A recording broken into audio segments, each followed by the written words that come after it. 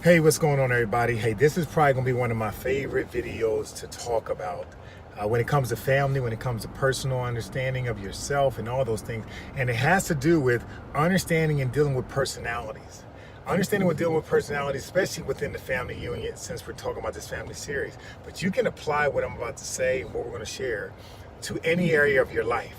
So this is one of the most important things for me because I never grew up understanding about how the different personalities work. You know, typically a lot of times in life, if you don't understand this, you tend to draw close to people that are like you and push away people that are not like you. You tend to a lot of times accept those personalities that you can relate to and understand, and then you sometimes get a chance to push back or criticize those things that you don't understand. And so in this video right here, I'm going to talk about understanding and dealing with personalities. How do you do with that in the family, and how does understanding that help you in your family dynamics? You see, I got introduced to something called the Myers-Briggs personality test I would say probably about 10 years ago. And it was about 10 years ago that I was going through my my NFL transition life coaching certification, that we got a chance to have a person come in and teach us about personalities. And so what I did is when I studied it and I started to learn, I found out that there were some tests that were done years ago, way back in 1950s, 1960s, where they discovered that there were about 16 different type of personalities that people have exhibited over the course of time. Meaning out of the millions of people that they interviewed, it came down to about 16 different combinations of different types of personalities. And based off of those personalities, you can almost predict what people will probably do. You can predict how they probably think, how they probably feel, how they look at life. What are some of the challenges that they may have? What are some of the opportunities they look for? How are they going to be as in a relationships more times? How are they going to be as a parent? How, what are some of the jobs, the careers that they're drawn to? And so you can imagine understanding this information about yourself really can help give you a roadmap into understanding where you should go, what you should do, what you should not do.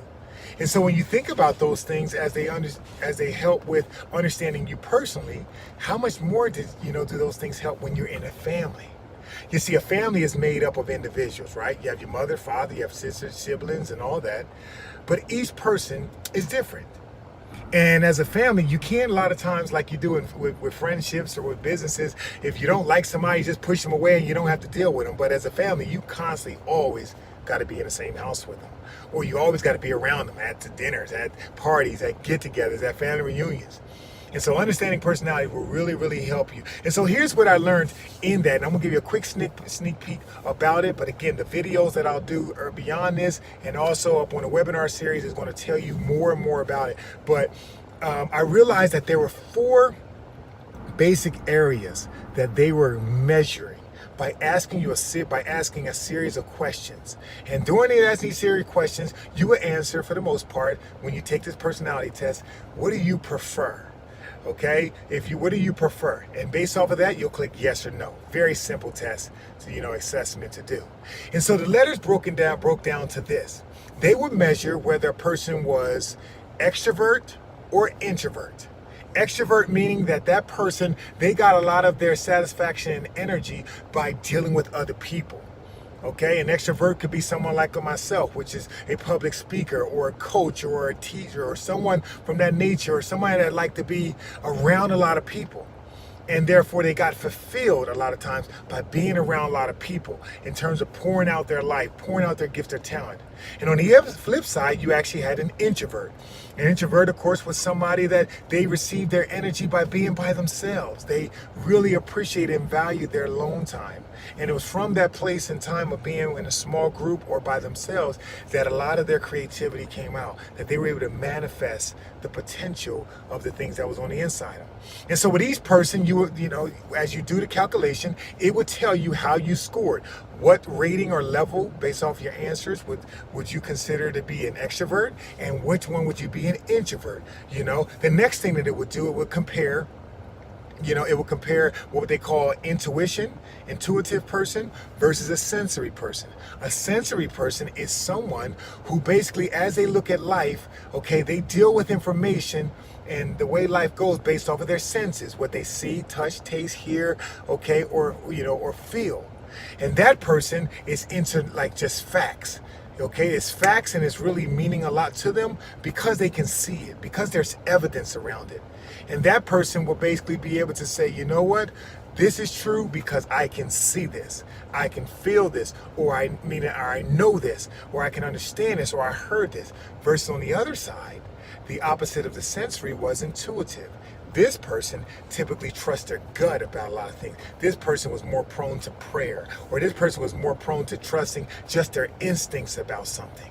And so remember, either one of them are neither good nor bad. They just is what they are. But they're ways of helping people identify, okay, at what level am I operating from an intuitive standpoint, and at what level am I operating from a sensory standpoint? So again, they will give you numbers for both of them. The next level that they will compare, and the next opposites would be, how does a person, for the most part, think about what they do?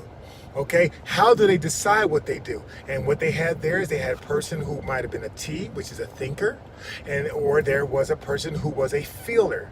The thinker person would basically say, hey, I'm making decisions based off of how logical it is, how analytical it is. Like it has to be a rational and logical decision. And it's not based off of feelings.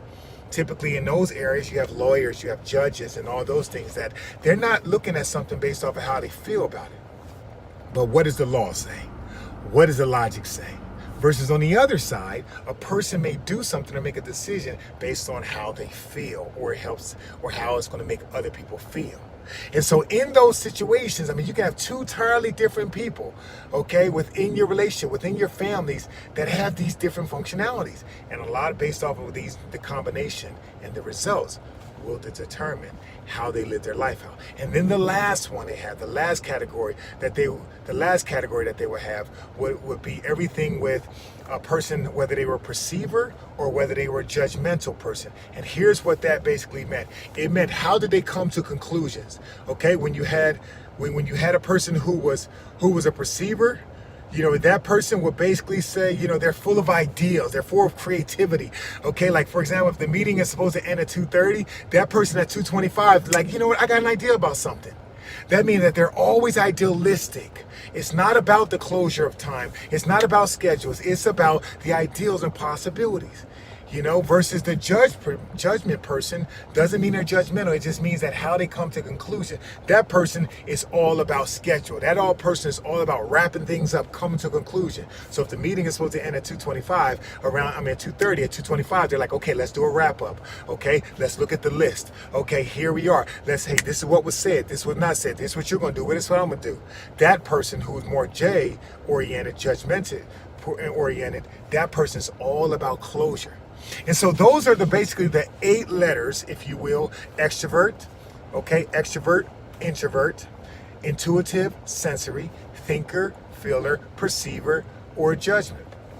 Between those combinations of E versus I, N versus S, T versus F, or P versus J, the combination of those will determine, based on how a person answers the questions, what combination that they are for that person. Now here's the most amazing things. After you get the information, after you get that combination, then you see what percentage you are of each one. Then there's an opportunity for you to really dive deep, and really dive deep into the description of what does that mean. Here's why that's most important. In this world, I truly believe that we have an identity crisis. And that basically means that there are so many people that have never been recognized for who they are. People have always tried to make them become something or someone else. You think about it right now.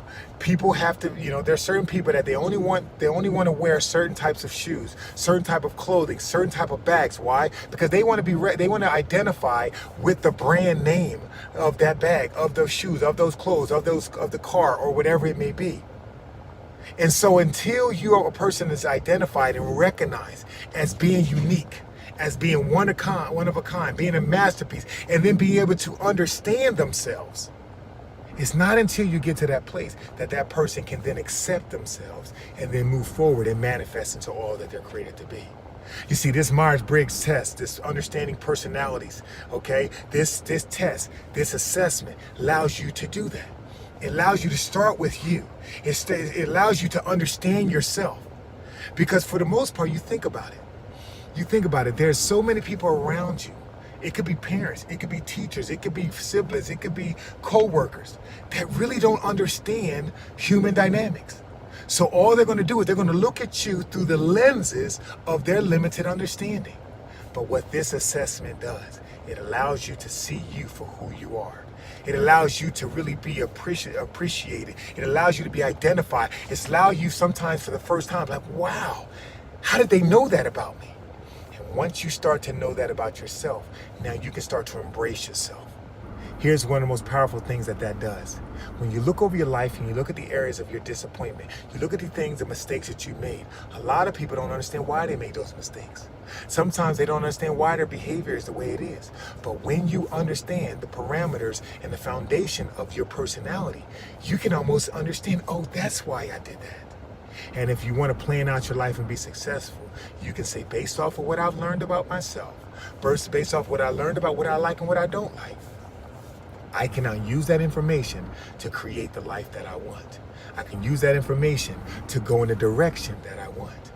You see, this personality assessment I utilize in business, I utilize in personal relationships, because it helps me understand someone.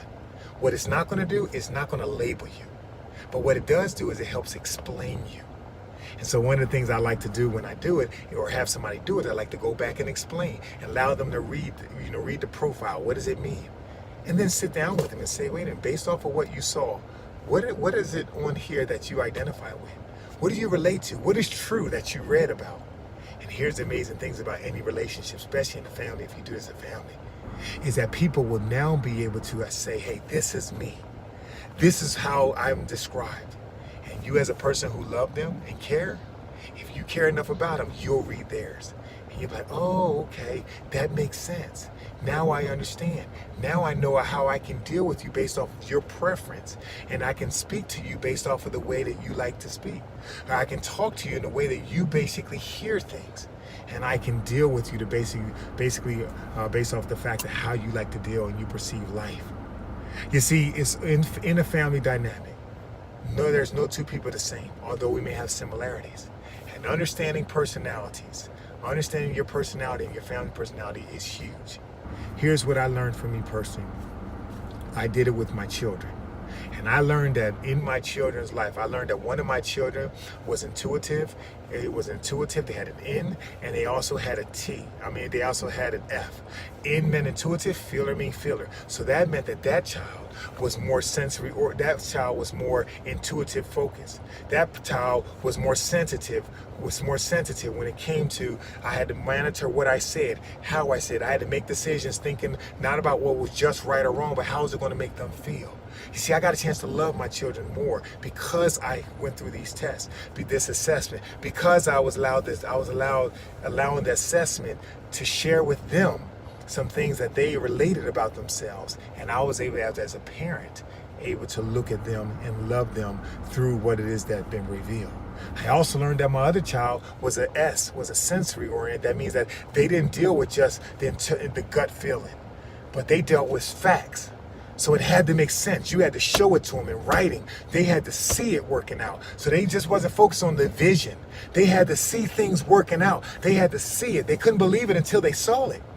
And then she was also a thinker. So that meant logically it had to make sense, but it had to make sense on paper. It wasn't just, just trust me. It wasn't just trust me. Yeah, they may trust you, as a person and as a parent, but they wasn't trusting the journey because they had to see it. And so as you can imagine, understanding this, whether it's with your children or your significant other, can make a world of difference. Can make a world of difference to how you overcome situations, how you go through life, how you grow as a family, how you develop into the new territory and area of your life. And so listen, I encourage you, if you want to grow in your family, understanding and dealing with personalities in your family is a wonderful way that you can continuously grow.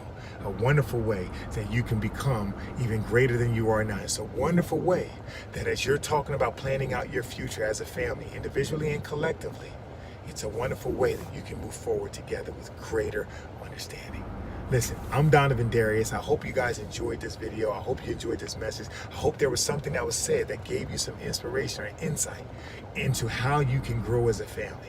And so at the website you can go to, you can just type in Google, hey, personality by Jung, J-U-N-G. Myers-Briggs Personality by Jung, J-U-N-G. And you can type that in there. It's a free assessment you can do online. Listen, I guarantee you it'll be great. So again, if you're watching this video and you have an opportunity, come back, post what is your letters? What is your combination of your letters? I am an ENFJ. That means I'm an extrovert, I'm intuitive, I live and make decisions based off of how it makes me feel and other feel, and I'm a J. That means I need organizations, I like structure, I like closure to things. And so I wonder what yours is. So listen, take the assessment. It takes about 7 to 10 minutes to do it. It's totally free online. And then come back and then post it. Let me know, what is yours? Okay, what is your letters, and what's your combination of letters as well? And so listen, man, I hope you enjoyed this. Don't forget to like, comment, subscribe, and share. All these messages will be up on my server, as well as the YouTube pages as well, where you can listen to it on podcasts. You can listen to it on iTunes. You can listen to it on YouTube, watch it on YouTube as well. So listen, you guys have a blessed day today, man. I look forward to seeing you guys on the next video. Peace out.